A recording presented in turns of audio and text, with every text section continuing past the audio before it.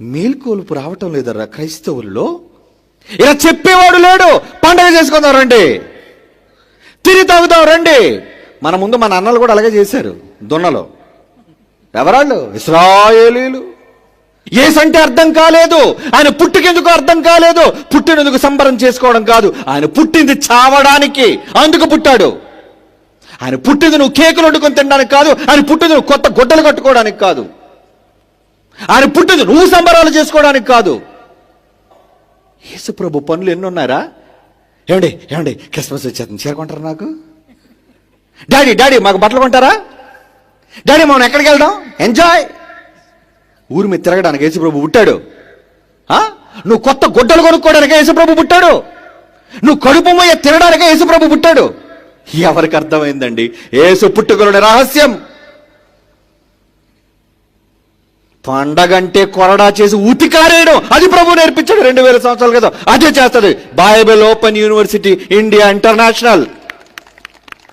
మీరు పాడుతున్నారే, ఓ దేవదూతలు వాళ్ళు ఉన్నారు కదా పాడడానికి. మళ్ళీ నువ్వెందుకు గార్ధపు స్వరం వేసుకొని వినడానికి ఒక సొంపుగా ఉండవు? ఏమండి అర్ధరాత్రి పూట బయలుదేరుతారండి డప్పులు వాయించుకొని. ఎందుకు? ఎవరు లేపడానికి? పడుకున్నోళ్ళు లేపడానికి. నువ్వు పడుకున్నప్పుడు ఎవరైనా డప్పులు వాయించుకొని వచ్చాడు, వచ్చి దరిద్రులు పనికి మళ్ళీ వేధంలో తిట్టుకుంటావు. తిట్టుకోవా? అలారం మోగినందుకే చిరాకు వచ్చేద్ది నీకు లేకవలసిన టైంలోనే. అలాంటిది అర్ధరాత్రి పూట ఇవన్నీ డప్పులు డమారాలు పట్టుకొని ఇవన్నీ చేస్తుంటే నువ్వు ఎవరిని మేలుకొల్పడానికి వెళ్తున్నావు? మీ పాటల ధ్వని తీసేయండి, వద్దు. మీరు చేస్తున్నారే కంజర్లు డప్పుల శబ్దాలు, వాటిని వినుటకు నాకు మనస్సు లేదు. ఏంటండి బాబు, బైబిల్లో ఎప్పుడు మేము ఈ మాటలు చదవలేదు అనుకున్నారా? మరి ఏమనుకుంటున్నారు? ఎప్పటి వరకు నాసిరకం సరుకు వినేశారు మీరు, ఇప్పుడు మీరు నాణ్యమైన సరుకు వింటున్నారు. ఇది బైబిల్ అంటే. ఎప్పటి వరకు బైబిల్ అంటే వ్యాపారంగా మార్చిన వారు బైబిల్ విన్నారు మీరు. డబ్బు, బిజినెస్, దేవుడి పేరు చెప్పి అమ్మకం కొనటం, అదర్రా అది పండగ, వాళ్ళు అనుకున్న పండగ. కానీ దేవుడికి నచ్చని పండగ, యేసుప్రభు వెళ్ళని పండగ, వెళ్ళిన కొరడా చేసిన పండగ, తండ్రి ఇంటిని వ్యాపార పిల్లుగా మార్చినందుకు ఆవేశంతో నిండిపోయిన పండగ అది. సంబరాలు చేసుకోవద్దని కాదు. ఏంటి సంబరం? దేనికోసం సంబరం? లోకమంతా నశించిపోతుందే, ఏం ఖర్చు పెడుతున్నావు నువ్వు? లోకానికి ప్రకటించడం కోసం నువ్వేం చేస్తున్నావు? యేసు ప్రభు చనిపోయిన తరువాత ఏమన్నాడు తెలుసా? మీరు వెళ్ళి సర్వలోకమునకు వెళ్ళి సర్వ సృష్టికి సువార్త ప్రకటించండి అని చెప్తే డిసెంబర్ 24 వెళ్తావు అర్ధరాత్రి గానాలు చేసుకొని. మరి మిగతా 364 రోజులు ఏం చేస్తున్నావు? ఎక్కడికి వెళ్ళావు? 3 పూట్ల గట్టిగా తింటావు మట్టానికి, ఏమండి శుభ్రంగా దుప్పటి తిని మంచం మీద పడుకుంటావు. ఈరోజు క్రైస్తవ్యం చేస్తున్నది ఏంటి చెప్పండి? గుడికి వెళ్ళి భజన చేయడమా? నీకు మిగిలిన ముష్టి ఏదో పాస్టర్ గారి ముఖాన్ని కొట్టేయడమా? ఆ తర్వాత బాబు దీవించేయండి అని చెప్పి నెత్తి మీద చేయించుకోవడమా? ఏంటండి ఈరోజు క్రైస్తవ్యం ఇలా ఉంది? పండగంటే ఏంటో అర్థం కాని వాతావరణంలో ఈ సమాజం బ్రతుకుతున్నప్పుడు దేవుడికి ఎలా ఉంటుందండి? మండిపోదా? సమాజం అంతా నాశనానికి వెళ్ళిపోతుంటే ఎవడు మా నిమిత్తము పోను? మా నిమిత్తం ఎవడు వెళతాడు? మా కోసం ఎవడు చెబుతాడు? ఈ సమాజానికి ఎవడు మేల్కొలుపుతాడు అని ఆయన ఎదురు చూస్తున్నాడే. ఒక్కడు కూడా నశింపవలనని నిశ్చయింపక ప్రతి మనిషి కోసం దీర్ఘశాంతంతో ఎదురు చూస్తున్నాడే. ఆయన ఉద్దేశాన్ని నెరవేర్చడానికి నువ్వు సమాజంలోనికి నడుం కట్టి చేత దేవుని వాక్యం పట్టి ప్రకటించడానికి వెళ్ళవలసిన నువ్వు పండగ చేసుకోవడం కొత్త బట్టలతో సిద్ధమైపోయి నిన్ను చూస్తే దేవుడికి వచ్చేది ముద్దు కాదు, ఒక్క గుద్దు ఇవ్వాలనుకుంటాడు నీకు. ఏమండి ఇంట్లో మీ నాన్నగారు చావు బతుకోళ్ళు ఉన్నప్పుడు పండగ వచ్చిందని బట్టలు వేసేసుకొని కేకు పట్టుకొని నాన్న దగ్గరికి ఆడు కొనవపోతే అంటున్నాడు అనుకోండి. అలాగంటున్నప్పుడు కేకు పట్టుకొని వెళ్తే ఎందుకురా వచ్చావు నువ్వు? ఈరోజు పండగ. ఎందుకు? మీ నాన్న చేస్తాడనా? అమ్మా ఈరోజు నువ్వు బిర్యానీ వండాలి. దేనికిరా? పండగ ఈరోజు. ఆవేశపూరితమైన తెళ్ళైతే ఒక్కటేస్తుంది ఆడికి. ఏరా మీ నాన్న చావు బతుకులు ఉంటే ఏంట్రా నీకు పండగ? ఈరోజు ప్రపంచ క్రైస్తవులు అలాగే ఉన్నారు. సమాజాన్ని కాపాడాలన్న ఆలోచన లేదు, సమాజాన్ని మేల్కొల్పాలన్న ఆలోచన లేదు. దేవుడికి ఏదో చేసేసి దేవుడి దగ్గర మెప్పొస్తాదని ఎవరండి ఈ తప్పుడు మాటలు చెప్పారు? నువ్వు నిజంగా యేసు ప్రభువును ప్రేమించిన వాడవైతే, నువ్వు నిజంగా దేవుడికి పండగ చేయాలి అనుకున్న వాడవైతే చెప్పు వెళ్ళి సమాజానికి, యేసు ప్రభు వచ్చాడు, నీకోసం చనిపోయాడు, నీకోసం తిరిగి లేచాడు. క్రిస్మస్ నాడు చెప్పడం కాదు, 25 365 రోజులు చెప్పాలి. చెప్తావా? అంత టైం మనకెక్కడది? క్రైస్తవ్యం ఏమైపోతుందర్రా? అర్థం కాలేదు క్రీస్తు తత్వం, అర్థం కాలేదు దేవుని ఉద్దేశం. పండగలు చేసుకోవడానికి సిద్ధపడుతున్న ఈరోజు క్రైస్తవులను చూసి ఏమనాలి? కొరింథీయులకు రాసిన మొదటి పత్రిక 5వ అధ్యాయం 7వ వచనం. కొరింథీయులకు రాసిన మొదటి పత్రిక 5వ అధ్యాయం 7వ వచనం. మీరు పులిపిండి లేని వారు గనుక క్రొత్త ముద్ద అవ్వడానికి ఎప్పటికే పులిసిపోయింది, ప్రపంచం అంతా కుళ్ళిపోయింది పండగల పేరట. ఆ పాతదైన పులిపిండిని తీసేయండి. అంతేకాకుండా ఇప్పుడు చెప్తున్నాడు చూడండి, అసలైంది. క్రీస్తు అను మన పస్కా పశువు చనిపోయాడర్రా, చనిపోయాడు గనుక పాతదైన సందడులు, ఆనందాలు, సంతోషాలు కాకుండా దుర్మార్గత, దుష్టత్వము అనే పులిపిండితోనైనా నువ్వు కాకుండా నిష్కపటమైన హృదయం, వాక్యం, పులియని రొట్టెతో పండుగ ఆచరింతుము. ఈ పండుగ చెయ్యండర్రా. యేసు ప్రభు ఎలాగైతే సిలువలో నలిగిపోయాడో నువ్వు కూడా ఆయన కొరకు నలిగిపోయి చేయి పండగ. యేసు ప్రభు అన్నాడు వెళ్ళేటప్పుడు ఏమని? నేను మీ నిమిత్తము నా ప్రాణము పెట్టాను కనుక ప్రేమ అంటే ఏంటో మీకు అర్థమైపోయింది. మరి మీరేం చేయాలి? ఏమన్నాడు చూడండి, 1 యోహాను పత్రిక 3వ అధ్యాయం. బైబిల్ చూడండిరా, ఎప్పటి వరకు బైబిల్ ఎలా చెప్పేవాడు లేడు కనుకనే క్రైస్తవ్యం నాశనానికి పోతుంది. 1 యోహాను పత్రిక 3వ అధ్యాయం 16. ఆయన మన నిమిత్తము తన ప్రాణము పెట్టాను గనుక ప్రేమ అర్థం అవుతుందరా, పండగ కాదు. దీని వలన ప్రేమ ఎట్టిదని మనం తెలుసుకొనిచున్నాం. మనము కూడా సహోదరుల నిమిత్తం ప్రాణము పెట్టబద్దులమై ఉన్నాము. ప్రాణం పెట్టాలి. మీరు పుట్టినందుకు సంతోషించడం కాదు. ఆయన చనిపోయాడు మన కోసం, మరి నువ్వెవరి కోసం చావాలి? నీ కుటుంబం కోసం కాదు, నీ కోసం కాదు, నీ వారి కోసం కాదు, దేవుని కోసం నీ ప్రాణం పెట్టాలి. అందుకు దేవుడు బద్ధత చేశాడు. నీకు అగ్రిమెంట్ రాసావు నువ్వు. బాప్తిసం ద్వారా దేవుడికి ఒడంబడిక చేశావు నువ్వు, ఆయన కోసం బ్రతుకుతానని. ఏమైపోయింది ఈరోజు క్రైస్తవ్యం చెప్పండి? ఎంతమంది ప్రాణం పెట్టడానికి ముందుకొచ్చారు చెప్పండి? ఎవరండి ప్రాణం పెడుతున్నారు? ఏమండి ఈ లైట్లు వెలుగుతున్నాయే, ఈ లైట్లు వెలగడానికి ప్రాణం ప్రాణం ప్రాణం పెట్టాడు.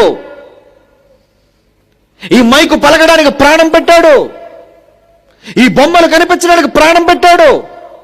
పిల్లలండి, చిన్న పిల్లలండి, వయసులో ఉన్న వాళ్ళని ఇంకా పెళ్లి కూడా కాలేదండి.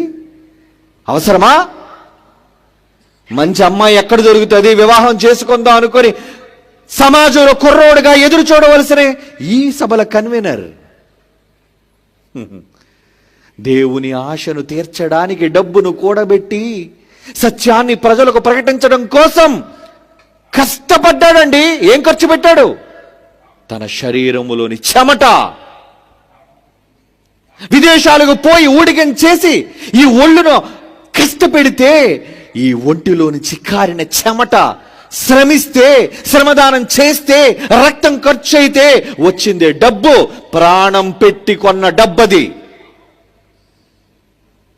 ఈ శరీరాన్ని అమ్ముకుంటే వచ్చిన డబ్బది. ఈ శరీరాన్ని నలగగొడితే వచ్చిన డబ్బది. ఆ డబ్బును తీసుకొచ్చి లైట్ వెలిగించాడు, ఆ డబ్బును తీసుకొచ్చి మైకులు పలికించాడు, ఆ డబ్బును తీసుకొచ్చి నన్ను రప్పించాడు మీకు వాక్యం చెప్పి బ్రతికించడం కోసం. నేనెందుకు రావాలి? ఇన్ని 100 కిలోమీటర్లు నేనెందుకు రావాలి? ఖర్చు, నా శరీరంలో శ్రమ ఖర్చు. నేను మాట్లాడుతున్న గంటల సేపు నా శరీరంలో అవుతుంది రక్తం వృధా. ఎందుకు ఖర్చు పెడుతున్నావు తెలుసా? మాలో ఉన్న రక్తాన్ని ఎందుకు ఖర్చు చేస్తున్నావో తెలుసా? మీరు మేల్కోవాలని, మీకు నిజాలు అర్థం కావాలని, దేవుని మనస్సులోనికి మీరు తొంగి చూడాలని. దేవుని మనస్సు అర్థం కాలేదర్రా. దేవుడు మనసు అంటే సంతోషించడం, తిని తాగి గెంతడం అనుకుంటున్నారు. తిని తాగి గెంతడం కాదు. యేసుప్రభు ఎక్కడైనా గెంతాడా చెప్పండి? యేసుప్రభు ఎక్కడైనా గెంతి సంతోషించి సుఖించాడా చెప్పండారా? అపోస్తులు ఎక్కడ తిని తాగి సంతోషించారు చెప్పండారా? మొదటి శతాబ్దంలో క్రైస్తవులు ప్రాణాలు పెట్టారా? దేవుని కోసం తమ జీవితాలు త్యాగం చేశారా? పెళ్లి చేసుకునే వాళ్ళు కొందరు, పెళ్ళైన భార్య బిడ్డలతో సేవకు గదిలిన వారు మరికొందరు, ఉన్నవన్నీ బిడ్డతో సమానంగా ఎంచుకున్నవారు మరికొందరు, తమకున్న చరస్థిర ఆస్తులు అమ్మి దేవుని కోసం ఖర్చు చేసిన వారు మరికొందరు. మీరేం చేశారు చెప్పండి? ప్రభుని నమ్ముకుందరు ఇల్లు కట్టేశామండి. Very good. ప్రభు దేవులు ఇల్లు కట్టేశామంటే ఏమన్నా ముంచేసామన్నమాట. ప్రభు దేవుల బంగారం వచ్చేసిందండి, కొట్టేశావన్నమాట ఎక్కడో. ఎందుకంటున్నానో తెలుసా? నువ్వు దేవుని కోసం చేయవలసిన ఖర్చు నీకోసం పెట్టుకుంటున్నావు. నువ్వు చస్తావు. నువ్వు నీకోసం ఎంత పెట్టుబడి పెట్టావు, నువ్వు ఎన్ని తులాలు సవరాలని మెడ మీద వేసుకో, ఏదో ఒక రోజు చావాలి నువ్వు కదా. నువ్వు ఎన్ని అంతస్తుల భవనాన్ని కట్టు, ఈడ్చేస్తారు బయటికి ఏదో ఒక రోజు నిన్ను. బతుకున్నంత వరకే. తేడా జరిగితే బతుకున్నప్పుడే మెడపెట్టుకు దోసేస్తారు బయటికి నిన్ను. అది మానవ నైజం. ఎవరి కోసం ఈ తపన? ఎవరి కోసం ఈ కష్టం? ఎవరి కోసం నీ త్యాగం చేస్తున్నావు? మేల్కొలుపు రావటం లేదరా క్రైస్తవుల్లో. ఇలా చెప్పేవాడు లేడు. పండగ చేసుకుందాం రండి, తిరిగి తాగుదాం రండి. మన ముందు మన అన్నలు కూడా అలాగే చేశారు దున్నలో. ఎవరాళ్ళు? ఇశ్రాయేలీలు. సముద్రాన్ని పాయలు చేసి సైన్యములకు అధిపతి యెహోవా బాహుబలాన్ని చూపించి ఫరో రాజును వణికించి వాడిని సముద్రంలో చంపి లక్షల మంది తన ప్రజలనైన వారిని నడిపించి ధర్మశాస్త్రాన్ని ఇవ్వడానికి తప్పిస్తే 40 రోజులు వెళ్ళాడండి భక్తుడు పైకి. ముసలాడు ఏమైపోయాడు? చచ్చిపోయాడేమో. ఏమయ్యాడు ముసలాడు? ఇప్పుడు మాకు అర్జెంటుగా దేవుడు కావాలి. ఎవరు? ఎలా ఉండాలా దేవుడు? కొత్త దేవుడు కావాలి మాకు. ఏరా, నీకోసం ఐగుప్తులో 10 తెగుళ్ళు తెప్పించిన దేవుడు నీకు వద్దా? వద్దా. ఆ దేవుడు లేడు. నీకోసం ఎర్ర సముద్రాన్ని పాయలు చేసిన దేవుడు వద్దా? వద్దు. మరి ఎవరు కావాలి? ఎవరు కావాలో ఎన్నుకుంటే నిజంగా ఆ మాట దేవుడు చెబుతుంటే బాధండి ఆయనది. ఎందుకని కోపం వచ్చేస్తుంది? ఎందుకని విరుచుకుపడుతున్నాడు మనుషుల మీద? చేసిన దానికి కృతజ్ఞత లేని కృతజ్ఞులుగా ఉన్నారు. ఏమంటున్నాడు చూడండి, ఎవరిని చేసుకున్నారట వాళ్ళు? ద్వితీయోపదేశకాండం 32:17. ద్వితీయోపదేశకాండం 32:17 అండి. వారు దేవత్వము లేని దయ్యములకు, తామెరుగని వాళ్లకు, కొత్తగా పుట్టిన వాళ్లకు, తమ పితరులు భయపడని వారికి ఏం చేశారో తెలుసా అండి? అంటున్నాడు చూడండి, కీర్తనల గ్రంథము 106:20. 106 కీర్తన 20 వచనం చూడండి రా. కీర్తనల 106:20. తమ మహిమయున్న సర్వోన్నతుడైన జీవము కలిగిన అధిపతి అయిన యెహోవా అని ఏం చేశారట వాళ్ళు? గడ్డిమేయు ఎద్దు రూపమునకు మార్చిరి. మా దేవుడు ఎవరంటే ఇదిగో ఎద్దు. ఎద్దు ఏం చేస్తుంది? గడ్డి తింటది, ఎంత పేడేస్తుంది. అదా ఇశ్రాయేలు చేసిన పనండి.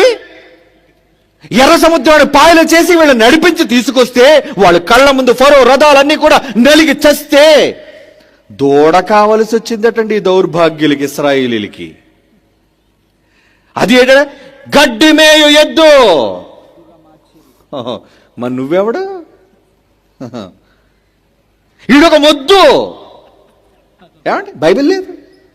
కళ్ళతో చూసిన వాడు ఏమైందిరా? ఏమంటే దేవుడికి ఎలా ఉంటుంది చెప్పండి? మహాశక్తి స్వరూపుడు బేకరుడైన దేవుడిని తీసుకొచ్చి ఇలా చెప్తే మీకు అర్థం కదా, మరొకలా చెప్తాను. మీ ఆయన అంటే మీకు చాలా ఇష్టం, ప్రతి తండ్రి అంటే కుమారులకి ఇష్టం. ఏమండి ఎప్పుడైనా మీ నాన్న పుట్టినరోజు సందర్భంగా ఒక మంచి ఫోటో పెద్దది, నాన్నకి ఈరోజు సర్ప్రైజ్. ఏంటో సర్ప్రైజ్ తెలుసా? నాన్న తెల్లవారు లేచిలాగానే పెద్ద ఫోటో ఇంట్లో పెడదాం. ఏంటో ఫోటో? మెడ దగ్గర నుంచి నాన్నకు ఫోటో పెట్టి ఇక్కడ పైన ఒక కుక్క ముఖం పెట్టారనుకోండి. అర్థం అవ్వాలి మరి మీకు. నాన్న చూడు నీకోసం కొత్త ఫోటో. ఎవరిదిరా ఇది? నీదే నాన్న. కుక్క నా తలకే ఎదురా, నా ముఖం ఏది? నువ్వే నాన్న ఈ కుక్క. ఓరి కచ్చిడా కుక్క, నా కడుపున కుక్క, నేను పుట్టిన నీచపు కుక్క. ఇదే నీకు అర్థమైంది? ఏం చేస్తాడు? ఆహా నా కొడుకు ఎంత గొప్పడేయుడు, నన్ను కుక్కగా మార్చాడు. ఏమండి నా ముఖం తీసి ఎద్దు ముఖం పెట్టాడు ఈ దౌర్భాగ్యుడు, మొద్దు వేదవా. పొగుడుతాడా? చెమడాలు ఒలిచేస్తాడు దేవుడు. ఏమండి సంతోషిస్తాడు అనుకున్నారా? పోనీ ఇలా కాకుండా ఇంకోలా చెప్తాను. ఇప్పుడు మగోళ్ళ కోసం చెప్పాను, ఆడల కోసం చెప్తాను. భార్యాభర్తలు ఇద్దరు ఫోటోలు, పక్కన నువ్వు ఉన్నావు చక్కగా తాళి కట్టించుకొని, పక్కన నీ భర్త తలకాయ తీసేసి ఎవడో తలకాయ పెట్టావు అనుకో, ఎలా ఉంటుంది? ఆనందంగా ఉంటుందా? ఎవడే వీడు, వీడితో ఎప్పుడు నీకు సంబంధం ఉంది? ముందు పో బయటికి ఇంట్లోంచి. ఎవరో నీ భార్య పక్కన నిలబడితే తట్టుకోలేని నువ్వు క్రైస్తవులుగా అందరూ కూడుకోవడం, సంవత్సరం మొత్తం మీద కూడబెట్టిందంతా వండుకు తినడం, ఇదా పండగ అంటే? 15:7 వచ్చిన లోకాసువార్త 15:7 అటువలే మారు మనస్సు అక్కరలేని 99 నీతిమంతుల విషయము కంటే, ఆయన కలిగే ఆనందం కంటే మారు మనస్సు పొందు ఒక్క పాపి విషయమై పరలోకమందు ఎక్కువ సంతోషం, పండగ, ఆనందం. ఏదండి పండగ అనుకుంటున్నారు? ప్రభు పుట్టాడు, ప్రభు పుట్టాడు, ప్రభు పుట్టాడు, ప్రభు పుట్టాడు. ఏంటర్రా మీ పండగ? ఏమర్థమైంది క్రైస్తవ్యానికి పండగ అంటే?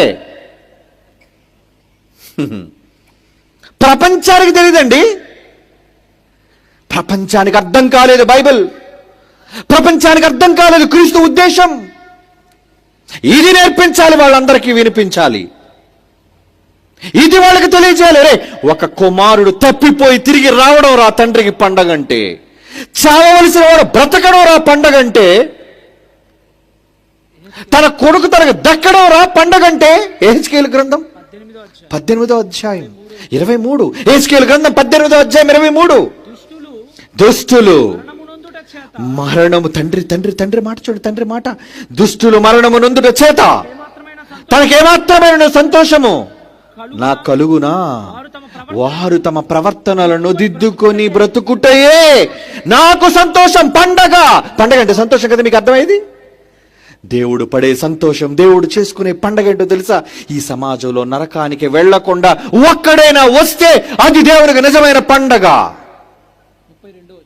32 మరణము నొందువాడు మరణము నొందుటను బట్టి నేను సంతోషించేవాడిని కాను, నాకు పండగ లేదు ఆ రోజు. కావున మీరు మనస్సు మార్చుకొని అప్పుడు మీరు బ్రతకండి. ఇదే ప్రభువు యెహోవా వాక్కు సంతోషించే పండగ. అర్థమైందా? ఈ సమాజం మనసు మార్చని నాడు నువ్వెండి పండగలు చేస్తే ఎవడికి కావాలి? ఈ పండగలో ఒక పాపి మారలేనప్పుడు ఎవడికి కావాలి నీ తగులుబడి? ఎవడికి కావాలి నీ పెట్టుబడి? ఎవడికి కావాలి నీ కొత్త బట్టలు? ఎవడికి కావాలి నీ అలంకారం? ఎవడికి కావాలి నీ తిండి? వద్దు. తండ్రి సంతోషించే పాపిని రక్షించడానికి ప్రయత్నం చేయండి, అది పండగ. ఇదిగో ఈ సభల ద్వారా అనేక మంది మనస్సు మారుతుంది, ఇది పండగ అంటే. కాదని ఎవరిని చెప్పమనండి, లేదు మీరు చెప్పిన బోధ తప్పని ఎవరినైనా కమాన్ రేపు ఎక్కడే ఉంటాను తీసుకురండి ఎవరినైనా. ఎనీ క్రిస్టియన్ రాడు. వాళ్ళకేం తెలుసండి బైబిల్? అదో తండ్రి మనస్సును తెలుసుకోండి. దేవుని ఆగ్రహానికి గురి కాకండి. తండ్రి మనసు ఎందుకు రగిలిపోతుందో అర్థం చేసుకోండి. అలా అర్థం చేసుకుంటే పండగ చేసుకునే మొదటి వ్యక్తి మీ తండ్రి, మన తండ్రి. ఆయన సంతోషింపచేద్దాం.